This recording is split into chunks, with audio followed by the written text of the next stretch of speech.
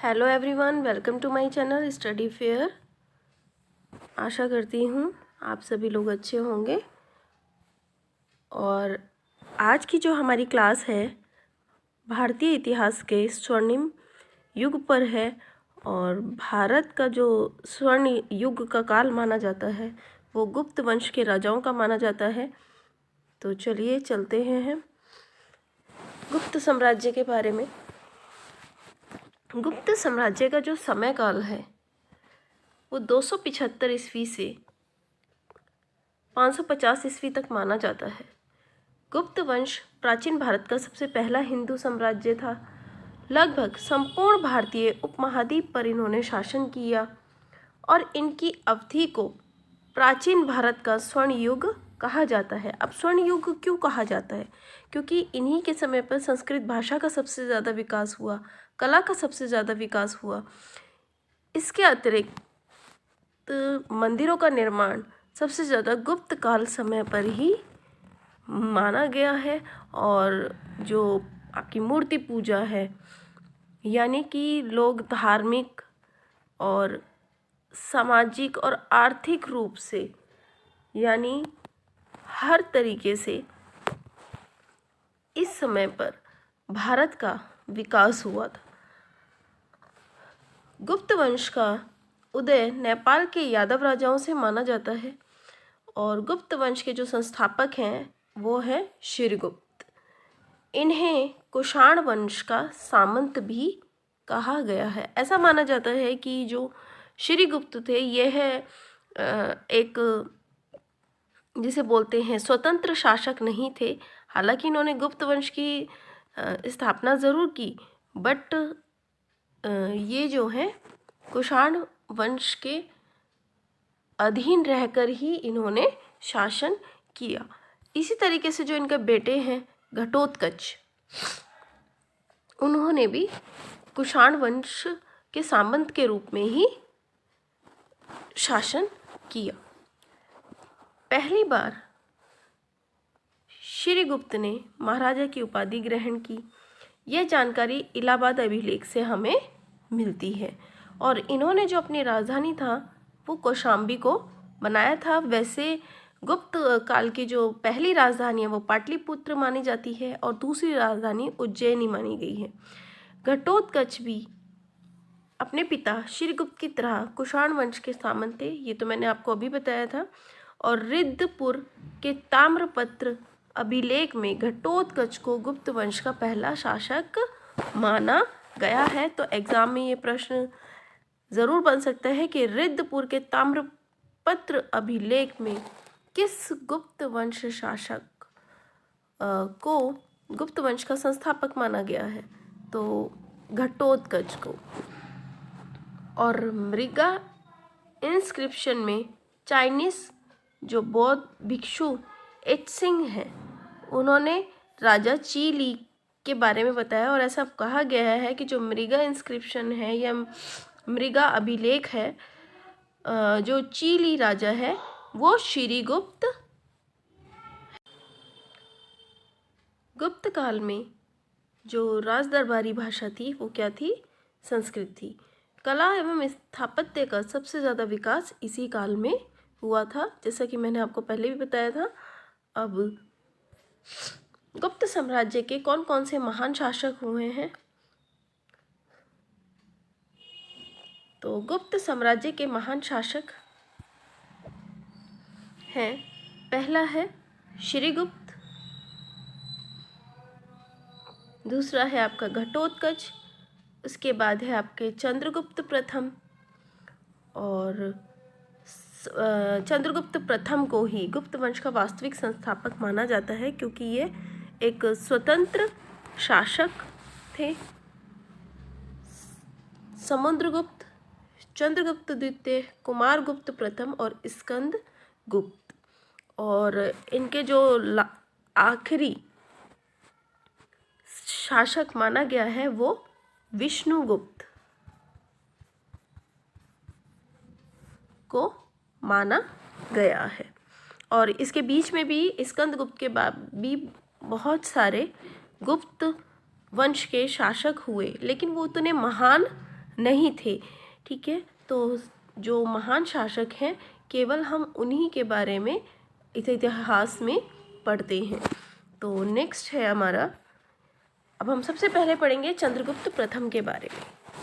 तो चंद्रगुप्त प्रथम घटोत्कच के बेटे थे और इनका कार्यकाल जो 319 से 335 ईस्वी तक का माना जाता है।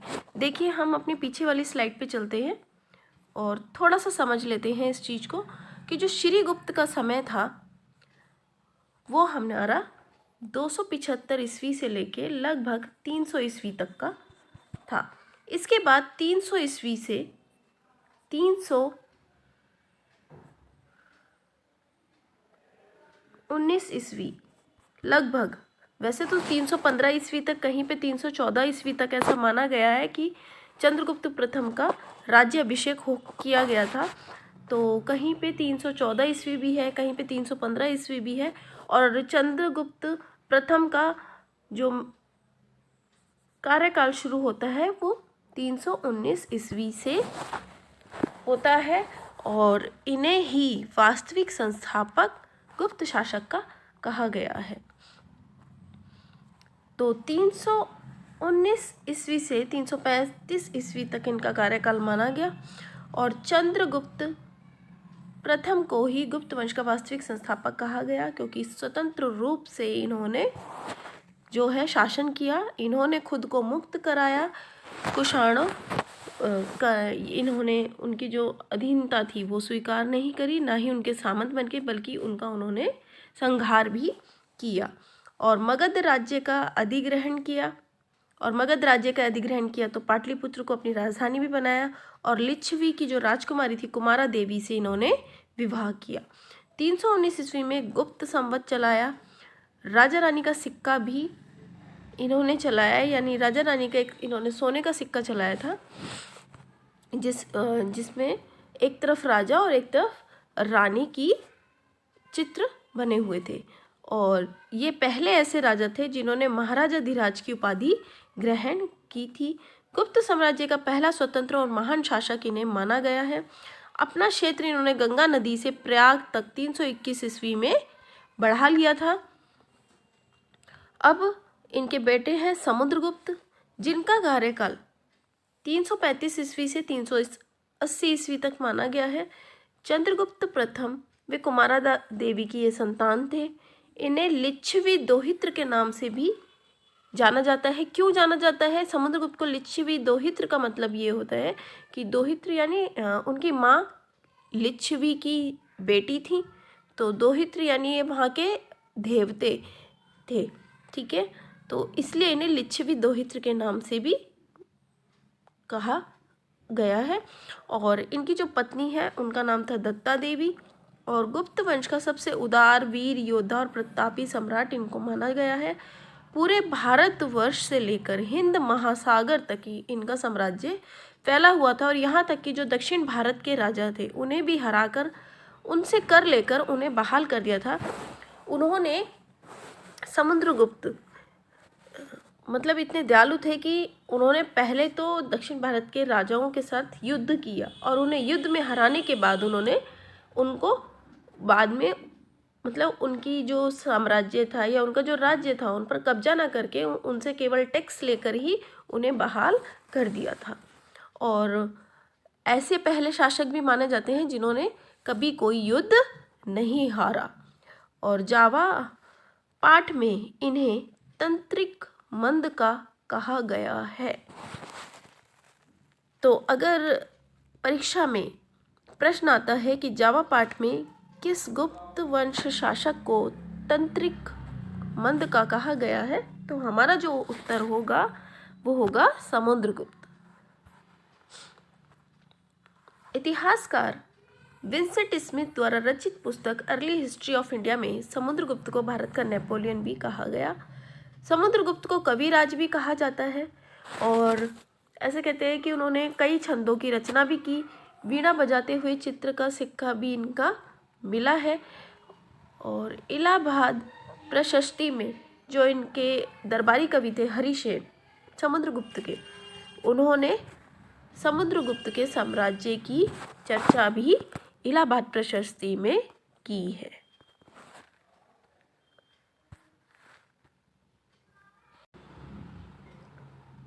अब हम पढ़ते हैं चंद्रगुप्त द्वितीय के बारे में।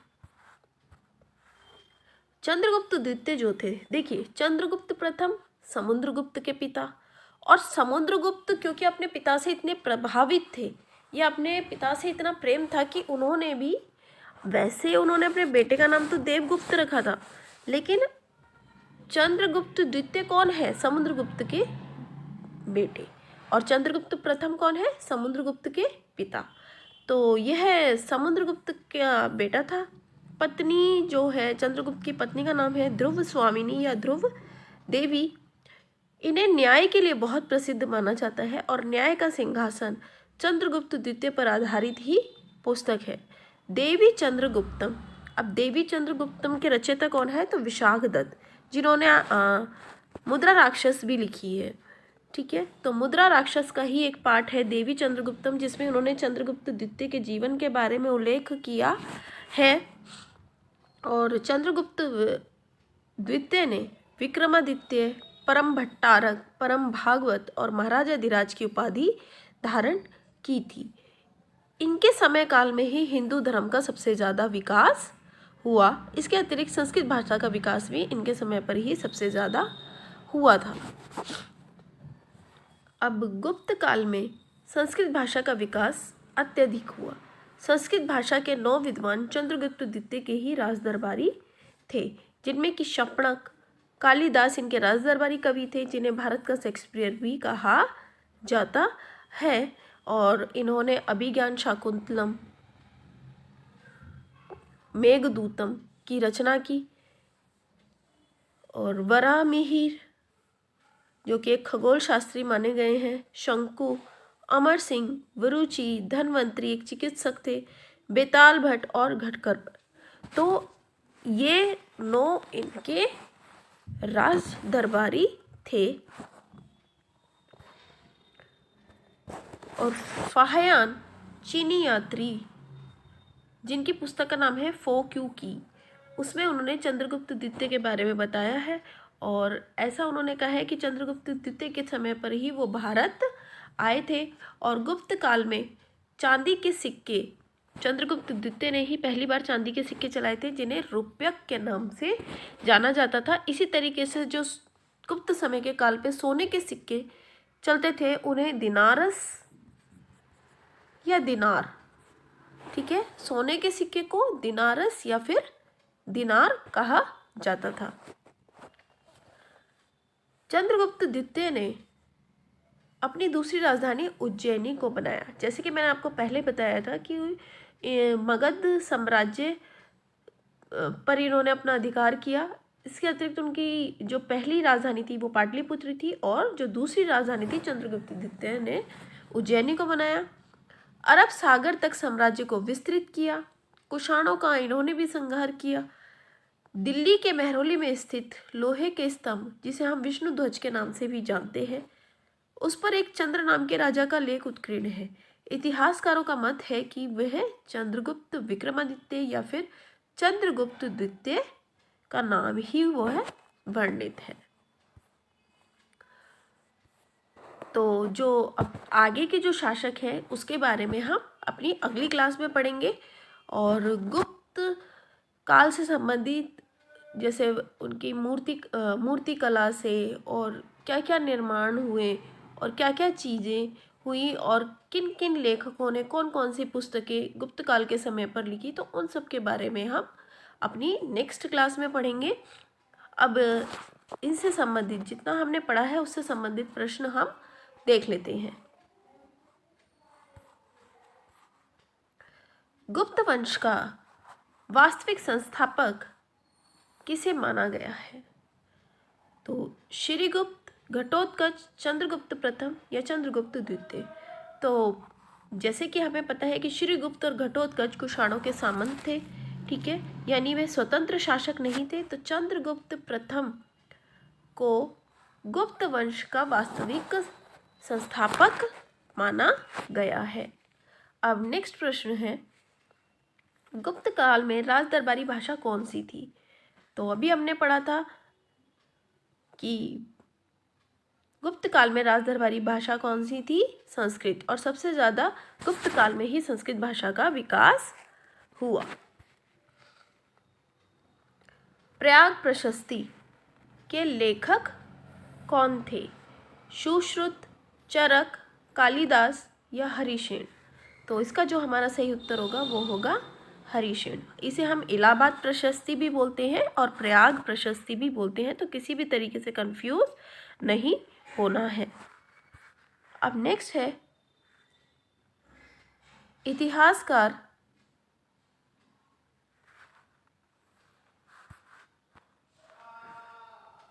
विंसेंट स्मिथ द्वारा गुप्त काल के किस राजा को भारत का नेपोलियन कहा गया?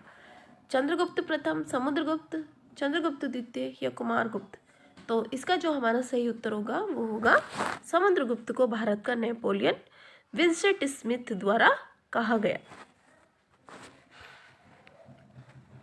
गुप्त वंश की स्थापना किसने की? तो गुप्त वंश की जो स्थापना की थी श्रीगुप्त, घटोत्कच, चंद्रगुप्त प्रथम या समुद्रगुप्त? तो इसका जो हमारा सही उत्तर है वो है श्रीगुप्त।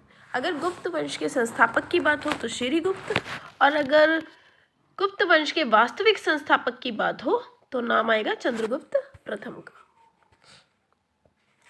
किस गुप्तकालीन राजा को कविराज कहा गया? चंद्रगुप्त प्रथम, चंद्रगुप्त द्वितीय, समुद्रगुप्त या कुमारगुप्त? तो समुद्रगुप्त को संगीत का बहुत शौक था और इन्होंने कई छंदों की रचना की, जैसे कि मैंने आपको बताया था। तो गुप्तकालीन राजाओं में समुद्रगुप्त को ही कविराज कहा गया है। महाराजाधिराज की उपाधि सर्वप्रथम किस गुप्त शासक ने धारण की थी? श्रीगुप्त, चंद्रगुप्त प्रथम, चंद्रगुप्त द्वितीय, कुमारगुप्त? तो इसका जो हमारा सही उत्तर होगा वो होगा चंद्रगुप्त प्रथम। तो चंद्रगुप्त प्रथम ने सर्वप्रथम महाराजाधिराज की उपाधि ग्रहण की थी। भारतीय इतिहास का स्वर्ण काल किसे माना गया है? मौर्य काल को, गुप्त काल को, महाजनपद काल को या इनमें से कोई नहीं? तो हमारा जो सही उत्तर होगा वो होगा गुप्त काल।